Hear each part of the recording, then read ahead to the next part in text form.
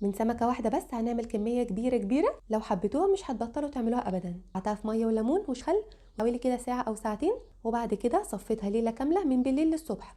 اركضي ايها السمكه في سلام. دلوقتي بقى نجيب اكبر سكينه موجوده عندنا تكون حاميه علشان نقدر نقطع الراس بتاعتها. هنقطع الديل مش محتاجينه في حاجه خالص، وبعدين نقطعها لاربع اجزاء. حله ونحط فيها ميه وعليها مجموعه الخضار ديت.